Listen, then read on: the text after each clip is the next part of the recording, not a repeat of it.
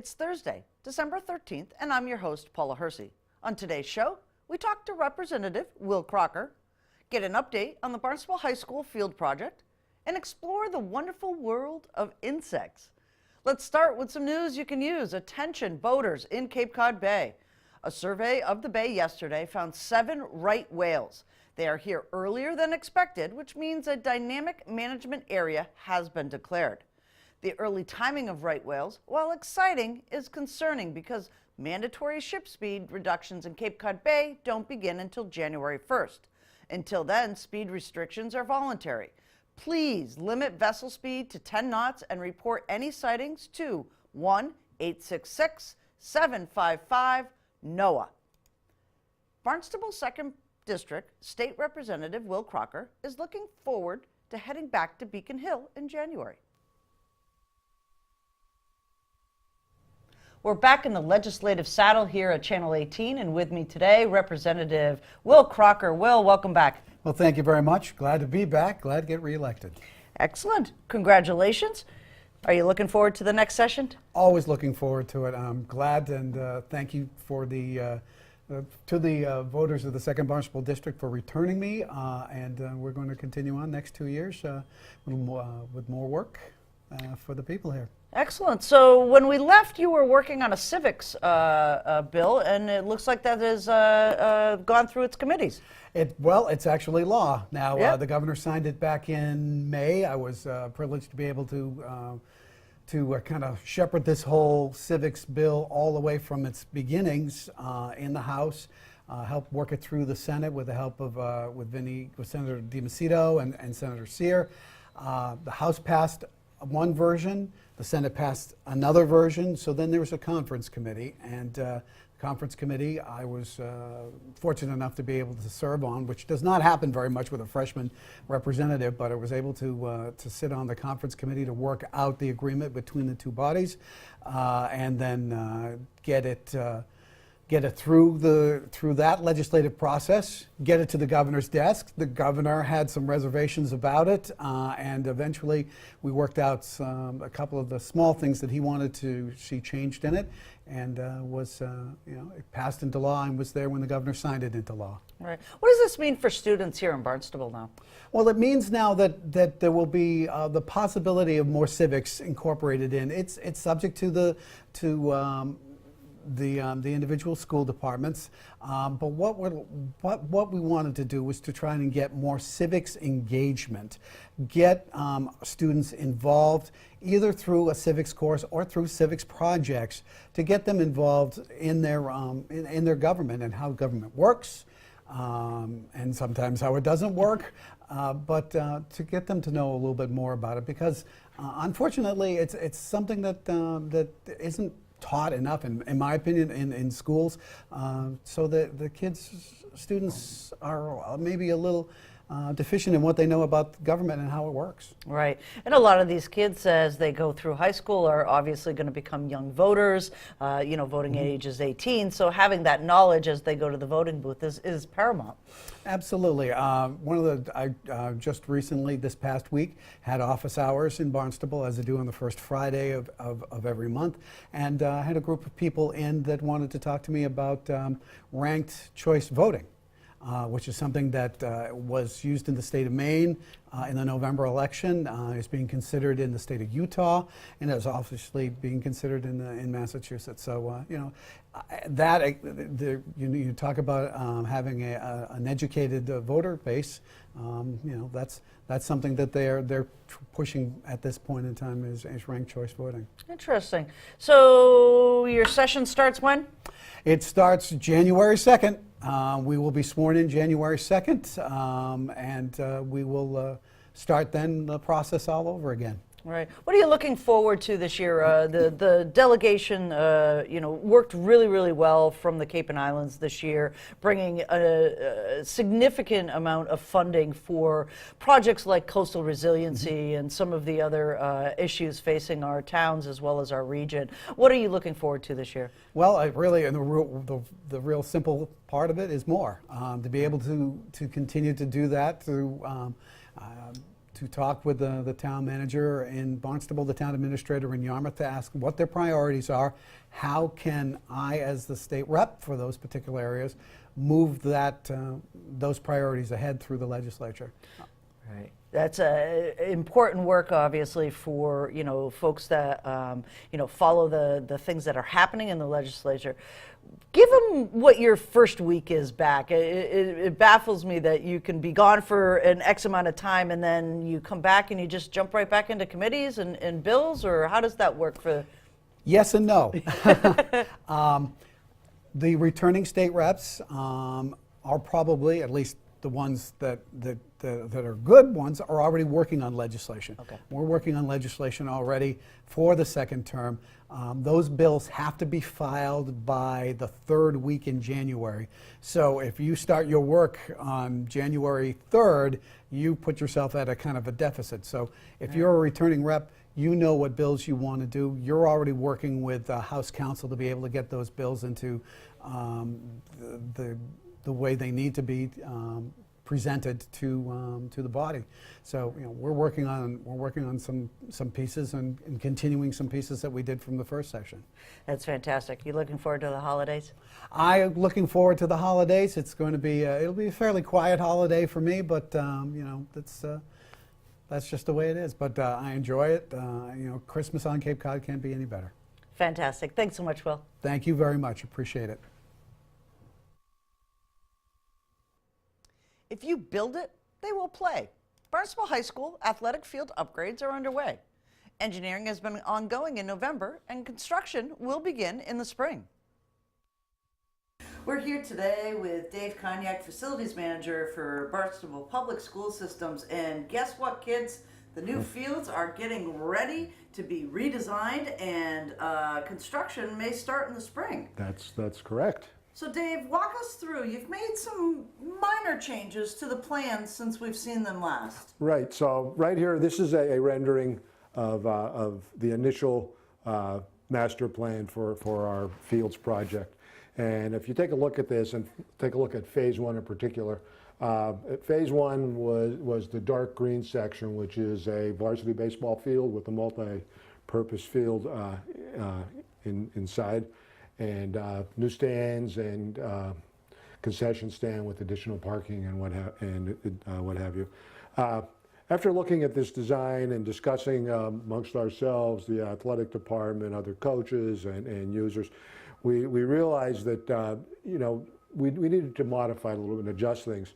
So what we thought we might do is that this design really didn't lend itself to spectator viewing. And we thought that it would be much better if we were able to somehow rotate this field and get a sideline somewhere parallel to some stands, so that during a soccer event or a field hockey event or what have you, the spectator experience would be much better. So looking at that, looking at the topography, we decided that we had bleachers here that were traditional aluminum bleachers with an elevated press box. And we thought, gee, if we were able to kind of reorient things and move the press box back here farther, we could take advantage of the topography and have a more friendly and word I'm looking for is more efficient design, so that we could take advantage of what we have. So and being more cost effective, we can show you what we did here. This is our progress print, and it show where we are now with our design.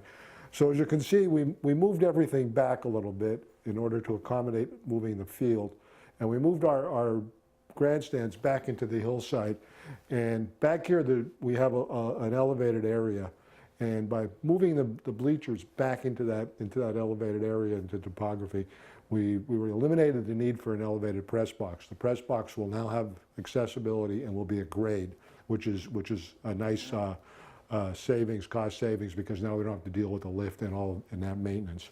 By moving things back, it gave us a little more area for the field and allowed us to rotate that multi-purpose field so that the sidelines were parallel with the first baseline, which will allow us to have nice spectator seating right here, and we'll be able to utilize our portable stands to get the spectators to that spot. We also had moved our concession restroom area back here on top of the hill, which really gives will give people a nice viewing space from what we hope to have as a picnic area here with a pergola. So we'll be able to be at this area and look out onto the field and have a view of the field. And likewise, phase 2, we are going to kind of reorient our varsity softball team with home plate being over here. Currently it's back here in this corner. And having this complex here will allow people also to have a nice sight line to that field as well and sit up here and enjoy the concession stand when they're at a game. So, and the shade. So they are the major changes here to the layout. So minor cosmetic changes resulted in cost savings and efficiency and better viewing for both fields. That's correct. That's correct. Excellent. Fantastic. Let's go out to the field. Okay, very good. So the field has been staked. What does that mean? Is construction imminent, or you've got a lot of I's to dot and T's to cross before you get started there, right? Right. Well, it's a start. So we have everything staked for our geotech work, which will start probably at some point this week or definitely next week. We're waiting for DigSafe to come and DigSafe the property. Then we will have a geotech company come. They will take borings in areas where we need to place footings, just so we can determine what the soil samples are there. The soil looks like there, so we know how to design the footings. We'll also dig some pits, some test pits where the field is going, and that will help us determine what the drainage needs to look like. We'll do some percolation tests and do that. Once we have completed those tests, we need to do some permitting work with Concom and with the health department to make sure that our facilities are meeting their requirements, and also make sure that the Concom is satisfied with our construction and gives us permit to move ahead with what we're going to do, because we are in close proximity to a wetland just over here. Right, that vernal pool is over in this area as well. There's a pool. Yeah, the vernal pool's over there, and then we have a pond over there. So we just want to make sure that we're in compliance there. After we get that work all in place, we will also be at a point where we'll have our specifications complete, and we hope to be out to bid in January. Select a contractor by early March and do a groundbreaking in March and get rolling for the spring. Right. So the spring sports, there won't be a whole lot of teams displaced. Primarily the baseball team? The baseball team, the varsity baseball team will be displaced. This is their home field behind us. So we're looking right now at alternate plans, either an off-site field, or we do have the option of still using a field here. We could use our JV field and make a varsity field out of it. And right now the athletic director and his staff are looking at options. So you know, they need to deal with the logistics of it. So you know, whatever they need to do, we'll accommodate them. Right. Well, you say if you build it, they will come. What are you going to do with all the parking? The parking is, it sounds like a lot. We have about 80 spots on the new plan all along the road here. If you've ever been here for a home game, believe me, that we need the parking, and it'll fill up quickly. We'll probably utilize a couple spots for maybe food service. We're thinking about maybe bringing food trucks in for big events and what have you. So it'll go quickly. We need to have a handicap parking. There's not nearly enough now, so that in itself is important to have, and make sure we have enough of that as well. Right. And let's talk a little bit about field surface. So you talked about getting it perked. This is for drainage, because this is a new type of field going in. It's a synthetic turf field, similar to our stadium field, and when they construct a synthetic turf field, kind of think of a green on a golf course. You just need to have the drainage below it so that it drains properly, because it's really important. One of the reasons you do synthetic turf is to have a playable surface in any kind of weather. So even after a major downpour, say an inch or two of rain, you'd like to be able to play on that field as soon as possible. And if you've got the drainage right, it will drain properly, and the field is much more playable. Right. In all kinds of conditions, so that's why. So we want to make sure that we have adequate drainage and the field's always available to play on. Right. So when we talk about projects like this, you know, there's a lot of moving parts. How do you keep all of this together, Dave? You're really busy. You have an incredible amount of projects, but this one's a very large one. How do you keep it all together and make sure everybody's notified of what's going on? Well, we work with the town architect office, and they help us with project management on all of our large projects. So, of course, in this project, we'll enlist their services. There's myself. We have a deputy director, and then also we'll have the field designer involved. So between that team, there are a lot of moving parts, but you know, we keep it together. And again, the town's always very cooperative too, and we you know, as long as you get out there early enough with your plans and get all the approvals in place with the Concom and the health department and those folks, it usually goes fairly well. Excellent. Anything else you want folks to know about the project? No, we're very excited about moving ahead with this project, and you know, I'm sure that once it's complete, the public and the students and our athletic teams are going to be thrilled with what they have. So we're looking forward to getting rolling. Excellent. Insects. Do you love them or hate them? The dynamic entomologist duo from Barnstable County are back with a second episode of Bug Buzz. What do you know about stink bugs and winter moths? Hi, I'm Larry Daptis. I'm the entomologist with Cape Cod Cooperative Extension, and I'm with... Hi, I'm Gabby, Cape Cod Mosquito Control Entomologist. And we're here for a segment of Bug Buzz.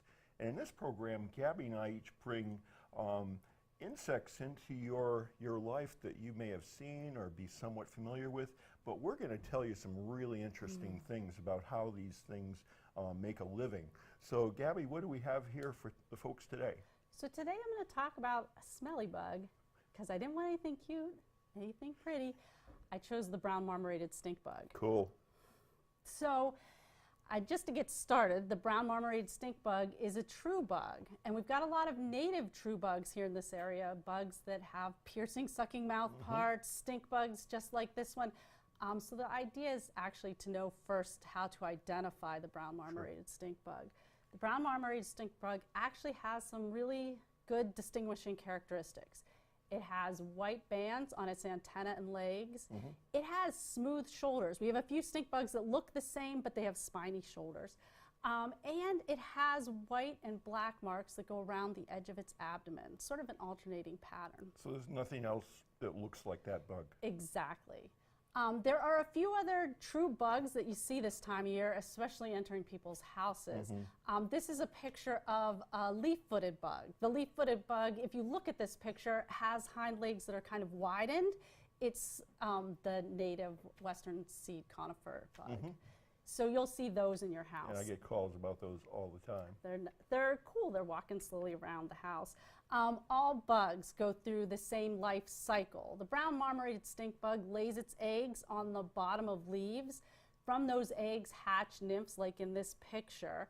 And those nymphs go through a number of molts until they get to the adult stage, which is the first stage that you saw with the wings all developed and everything like that. This is, as I said, an invasive species.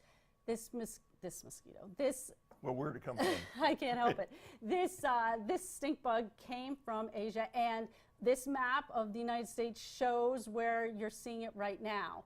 It first originally came into the United States in the mid-1990s into Pennsylvania, and from there it expanded its population. By 2004, they were seeing significant populations on the farms around that area in Pennsylvania, and by 2010, they were seeing a lot of damage in the mid-Atlantic area on fruit and vegetables. Sure, it's caused millions and millions of damages to crops, just lowers pack out. Terrible, terrible. So this map is the Commonwealth of Massachusetts, and what you'll see on it is dark orange are the towns where this bug has been confirmed and identified. There are light orange towns as well. That doesn't mean that the bug isn't there. It just means that it hasn't been confirmed and identified there in those towns. It probably is more widespread than we know right now based on detections. Why do we want to know where it is? Oh, the damage that it causes, like I said, from fruit like apples and pears to things in your garden like tomatoes and eggplant, it does significant damage. The other reason why we would want to know about this bug is because it's a huge nuisance. It's in coming. areas where there's a huge bug population, you'll see them coming into the houses this time of year. Here on the Cape, maybe one or two. Out in Pennsylvania and New Jersey, maybe tens of thousands coming into some person's house. They're stink bugs. They smell, and when you try to vacuum them up, your vacuum ends up smelling just like those stink bugs. So what can you do here on the Cape if you're looking at one, you think you see one on your window, take a picture of it. And Pick up that bug and then give the Cooperative Extension a call. Larry's been doing surveys across the Cape, and you told me at a blueberry farm this summer you found an increased population of these Sure. brown marmorated stink bugs. So it's important that if you see something, you say something. So, and get them identified to make sure that they're confirmed. And I'm pretty convinced they are now here on Cape Cod, and they're going to be very happy here. So there you go. All right, very good. Moving on to culprit number 2. This drab-looking creature is an adult stage winter moth. And this is something that we've seen here, the Cape people have been watching for the last 20 years. And this time of year into December, you'll see clouds of these things around your porch lights, street lights, and as you're driving around. And it's only the male moths you see. You don't see the female moths because they can't fly. They don't have wings. Sad. So they're not so sad, just a different lifestyle. And so the females are on the sides of the trees, and they're emitting a pheromone, and they're singing their hearts out for her boyfriend. And once that hookup happens, that female moth will lay her eggs along the bark and along branches and up around the buds. And they'll be there all winter, and they'll hatch out on the Cape mid to third week of March, in my experience. And what they're doing is timing their hatch to just when the buds are starting to swell and break. And so these little teeny tiny inchworm-like caterpillars will wriggle in between the bud scales. And so basically they're playing a fast and loose game with the timing of the bud break, because if they hatch out too soon, there's nothing to eat. And if they time it just right, they're first at the dinner table. So they're out competing all the other insects. So this is why Gabby and I love evolutionary biology. It's absolutely fascinating. So typical damage you might see on a shade tree like this oak tree is this lacy defoliation. And you can have substantial numbers of these things. This mature oak tree that's completely defoliated, you might have 150,000 caterpillars up in that tree canopy. But it's also a pest of small fruits, things like blueberry and cranberry.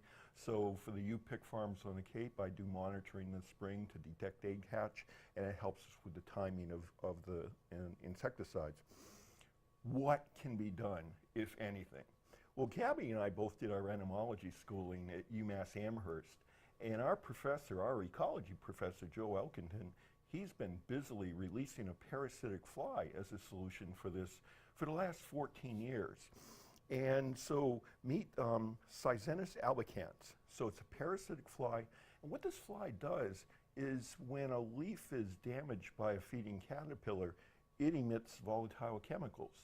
And this fly can pick up on those chemicals, zoom in on the foliage that's being eaten, and she'll lay her eggs along the margin where these caterpillars are feeding, and the caterpillars will basically ingest the eggs, and they'll hatch into these little larvae. But unlike other parasites, they don't go to work immediately. They just kind of stand down, and they wait for that caterpillar to get bigger and bigger and bigger until it becomes a pupa. Now it's the maximum size, and that's when these little things go to work. Smart. And it's very smart resource allocation. It maximizes the probability that you're going to have a lot of these things emerge. So in Nova Scotia, they did this plan back in the 1950s. And because this was introduced from Europe, and we then got it from Nova Scotia through Plymouth, I might add. So so it was off Cape Towns. And after about 15 years or so, as you see here on this chart, when they started releasing the flies, the caterpillar population started going down, which is the orange line, as the flies increased their population, which is the blue line. And basically, this thing has now been well established. There were 4 release points on Cape Cod. And last fall, when I was driving around the back roads of the Cape and Middleborough, where I live, I didn't see a very big moth flight at all. And that told me that this parasite seems like it's taken a big foothold. And this spring, I didn't find a lot of larvae. In fact, our blueberry growers didn't even have to spray. So it looks like going forward, winter moth is now going to be pushed into the background because our trees have taken a beating over the last 5 years from both winter moth and gypsy moth, which is also not going to be a problem going forward due to that parasitic fungus. So our trees are going to have a chance to kind of recover and reestablish their health. So that's good news going forward. So that's it from this segment of Bug Buzz, and Gabby and I look forward to coming back to you again with another couple very interesting creatures. Here's a look at the community calendar. Nobody wants the flu for Christmas. The town of Barnstable has added another influenza vaccination clinic on Thursday, December 20th from 3 to 5 p.m. at the Hyannis Youth and Community Center, 141 Bassett Lane in Hyannis. Head straight into the front lobby and roll up your sleeve. The fee is $3 and it's relatively painless. Comments, suggestions, accolades? Connect with us on Facebook and Instagram. Email us or send us an old-fashioned note by carrier pigeon. Channel 18 works for you. I'm Paula Hersey, and thank you for watching Barnstable Today.